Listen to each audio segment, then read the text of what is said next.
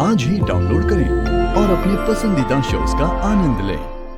On a serious note, जिस दिन मेरी उससे लड़ाई नहीं होती ना, मेरा वो दिन कंप्लीट ही नहीं होता। वाह, तो मतलब तुम लोग ऑलरेडी शादीशुदा लोगों की तरह लड़ाई करते हो? ऑलरेडी। शादी के बाद रूटीन में प्रॉब्लम नहीं होगी? एक्सक्यूज मी, क्या मतलब है आपका मिस्टर खान? क्या आप निकाह के बाद मुझसे इतना झगड़ा करने वाले हैं? देखिए मिस फारूकी, निकाह के बाद तो सब झगड़ते हैं, तो हम सब जानते हैं, लेकिन आप जानते हैं मैं कितना सिस्टमैटिक आदमी। तो झगड़ा करने के लिए भी हम एक सही वक्त और सही डेट निकालेंगे ताकि रूटीन इंटरप्ट ना हो,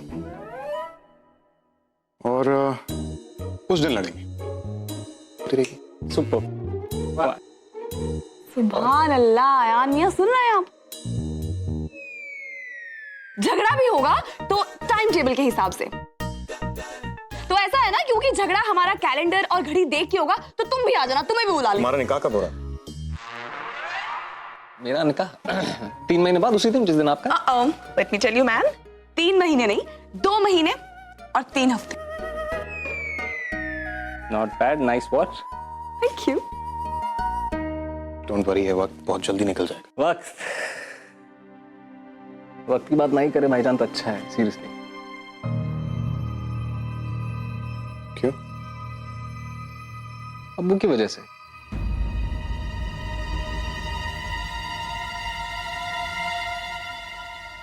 पता नहीं, जब से हॉस्पिटल से आए हैं तब से अजीब अजीब सी बातें कर रहे हैं। कहते हैं ज्यादा वक्त है नहीं उनके पास, जिंदगी का कोई भरोसा नहीं, कभी भी कुछ भी हो सकता है, फलाना ढिमकाना, सब पता नहीं ऐसी बातें कर रहे हैं। बातों का मतलब समझने का कोई इंटरेस्ट नहीं मेरा। हाँ, पर मतलब ऐसी बातें अगर कोई 80 साल का बुजुर्ग करे तब समझ में आता है भाईजान। ये करे, जोया करे, तब समझ में आता है। अब्बू हमारे इतने यंग और डैशिंग से। ऑन अ सीरियस नोट भाईजान, वैसे आमतौर पे मैं ऐसी चीजों में गौर नहीं करता घर पे, लेकिन इस बार मसला थोड़ा सा काफी संजीदा लगता है। Excuse me. सुन लीजिए ना मिस्टर खान, क्या कह रहे थे रेहान?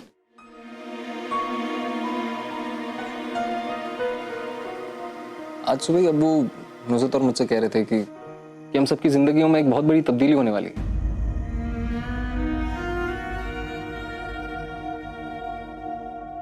और चाहे कुछ भी हो, वो तब्दीली होकर ही रहेगी। एक बहुत बड़ा फैसला लेना है उन्हें, फिर चाहे वो उनकी जिंदगी का आखिरी फैसला क्यों ना हो।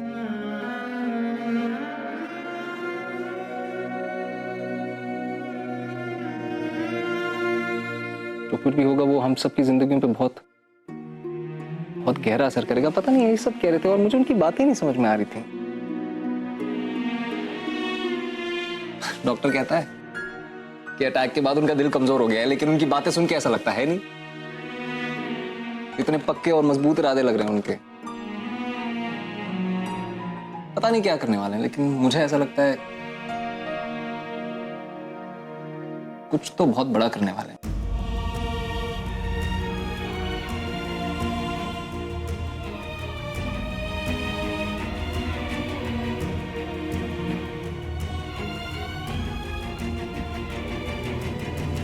ऑलराइट, गाना कंटिन्यू करते हैं। चलिए, गिटार उठाइए। Excuse me.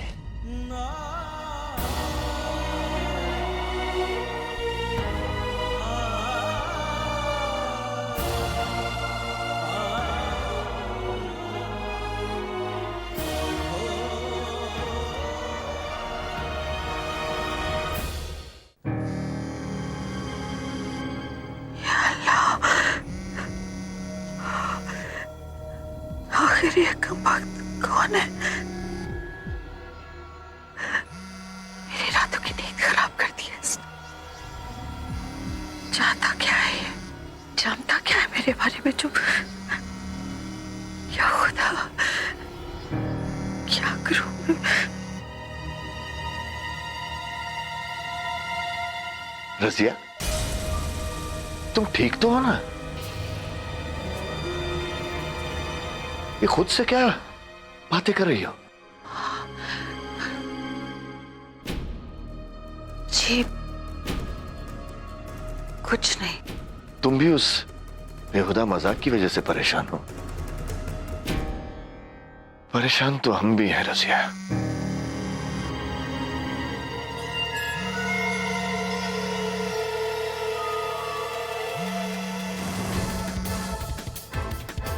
आखिर कोई ऐसा घटिया मजाक क्यों करेगा? फ्रिज में लाश डालकर तुम्हें भेजने का मतलब क्या है? जी पता नहीं। कहीं तुम हमसे कुछ छुपा तो नहीं रही हो ना रजिया? अभी नहीं, क्या बताऊं जब मुझे खुद ही पता नहीं कि क्या। अभी तो खामोश रहना ही बेहतर है। जी ऐसी कोई बात नहीं है। मैं तो खुद ही उस बेहुदा मजाक की वजह से बहुत परेशान हूं। रजिया, जोया और अयान के मसले के बाद शहर में हमारी इज्जत नहीं रह गई है। शायद इसी की वजह से जी, सब कुछ। आप इस तरह की बातें क्यों सोच रहे हैं? ऐसा कुछ नहीं है, आपकी इज्जत आज भी उतनी ही है।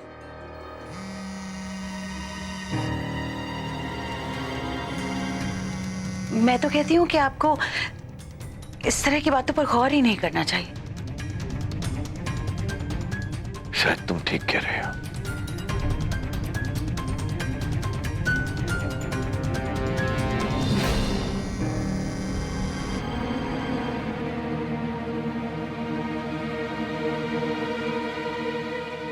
बीवी जी, आपके लिए फोन। कौन है? पता नहीं, बस आपके बारे में पूछ रहा है।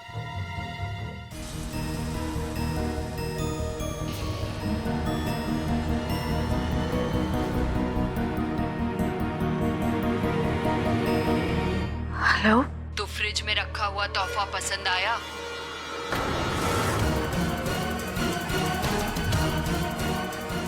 सुनो, तुम चाहे जो भी हो, मुझे फोन करना बंद करो। मुझे रोकना नामुमकिन है रजिया।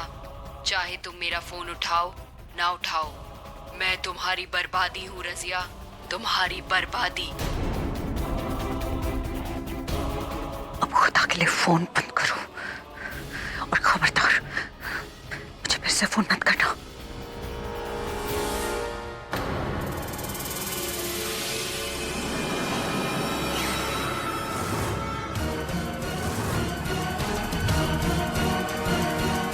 या अल्लाह, मैंने तो गौर ही नहीं किया था। ये तो हमारे घर का नंबर है। इसका मतलब है कि